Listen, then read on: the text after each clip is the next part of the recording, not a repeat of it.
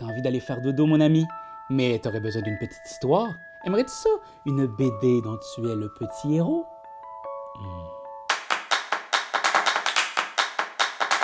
Je suis content aujourd'hui de vous montrer ces BD dont tu es le petit héros. Je suis excessivement fan de ce que Macaca Édition fait. J'ai lu de leurs livres, ils en ont fait plusieurs. Cette nouvelle gamme-là, j'étais vraiment excité de la recevoir, de passer à travers avec ma fille, de passer à travers tout ça après 2-3 fois parce qu'elle comprenait rien et elle m'aidait pas. Fait que j'étais comme, moi prendre le lead.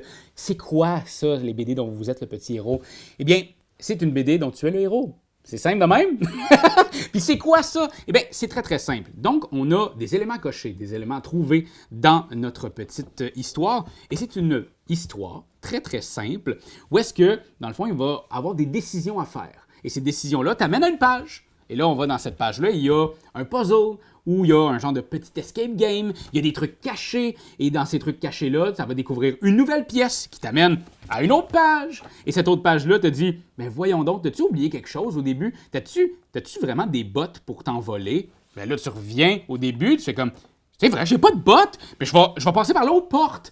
Fait que c'est vraiment une histoire dont tu es le héros. Tu choisis tout ce qui va se passer. En fait, l'enfant va choisir. C'est un livre, c'est des livres pour 3 à 7 ans.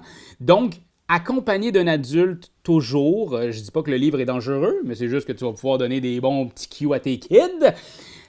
Vraiment magnifique, très très bien illustré. Toujours des illustrateurs trop forts. Pour vrai, les livres, ils se ressemblent pas, là. Oui, mais c'est pas le même genre de dessin, c'est pas le même genre d'histoire. Chaton et dragon, bon, on est un petit que personne pense qu'on va péter des gueules à un gros méchant qui lui fait peur et qui terrasse tout le monde, puis finalement, on va le faire. Je dis pas le punch, je te dis pas le punch, mais on va essayer de partir à l'aventure. Ligwili ou Ligili, là, on s'entend pas encore dans Etu-Game sur comment s'appelle notre ami le facteur messager aventurier, mais on va donner des lettres, essayer d'aider des amis au cours de notre aventure.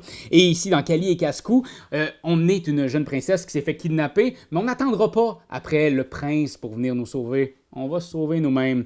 Chose que je trouve excessivement cute. On n'est pas tombé dans les clichés des BD dont vous êtes le héros. On n'est pas tombé dans des histoires clichés. J'adore interpréter une jeune princesse qui va prendre sa vie en main et qui n'attendra pas les autres. On est en 2021. Come on! C'est ça qu'on enseigne à nos enfants.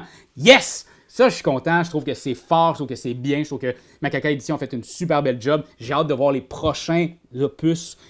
Petite chose, 3-7 ans, je trouve que c'est un immense range. Surtout à cet âge-là où est-ce que le cerveau se développe, la décision de l'enfant se développe, tout ça. Je trouve que certaines des énigmes sont trop faciles pour des 7 ans, trop difficiles pour des 4 ans. J'ai l'impression qu'il y aurait pu avoir Chaton et Dragon, c'est pour 3 ans. Ligwili Gili, c'est pour 7 ans. Celui-là, 5 ans et demi. Bon, c'est exagéré mon 5 ans et demi, là, mais bref, tu comprends le principe, juste parce que celui-là, c'est le premier. C'est selon moi celui qui t'amène dans cet univers-là. C'est très très bien expliqué dans Chaton et Dragon ce qui va se passer, les prises de décision, comment les livres marchent, comment les prochains vont fonctionner. Dans les Ligwili, il y a beaucoup de décisions à prendre. Donc là, tu deviens plus autonome, c'est quand même chouette, il y a des décisions partout. Donc tu peux refaire le livre au moins 20 fois, puis tu auras toujours des histoires différentes qui vont, oui, recroiser des choses que tu as déjà vues, mais quand même, vraiment très intéressant. Dans Kali, ici, c'est, selon moi, le plus abouti, peut-être un petit peu plus vieux, parce qu'il y a des énigmes, il y a des endroits cachés, il y a des souterrains, il y a des nouvelles affaires. Je l'ai fait 3 fois, puis j'ai jamais fini de la même façon, le livre. Ce qui est vraiment cool. Fait que moi, j'adore ça. Ce qui me perturbe un peu, c'est juste ici. Il y a plein de trucs à collectionner dans notre aventure. Et dans chaque livre, c'est ça, tu vas cocher des trucs. Tu vas cocher des accessoires que tu as découverts. Et moi, ce qui m'énerve dans ça, c'est l'aspect « j'ai coché, c'est terminé ». Moi, j'aime ça refaire le jeu, j'aime ça le prêter à des amis, j'aime ça qu'on puisse le relire, le refaire et découvrir des nouvelles affaires. Là, on peut pas. Fait que il faut que tu le prennes en photo, il faut que tu l'imprimes, Mais j'aurais aimé ça avoir plusieurs feuilles à détacher ou des collants que tu peux mettre ou enlever. Ça aurait été vraiment cool. Peut-être dans les prochains opus, je sais pas. Mais je sais que ça, c'est un problème que tous les livres dont vous êtes le héros ont. faut comme tout écrire dessus. Fait que bon, bref, je sais que c'est normal, il faut trouver des solutions. Guys, Macaca, vous avez trouvé une façon de faire en sorte qu'on amène à nos enfants à essayer d'être une princesse qui prend le devant. Ben prenez le devant. Des collants, des histoires pour tout le monde. Puis bonne nuit, mes amis.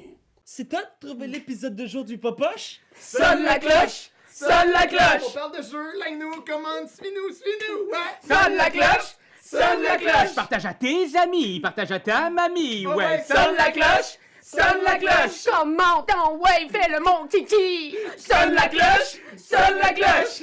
Sonne la cloche comme quand Jésus a sonné à la porte pour aller souper chez Zachée.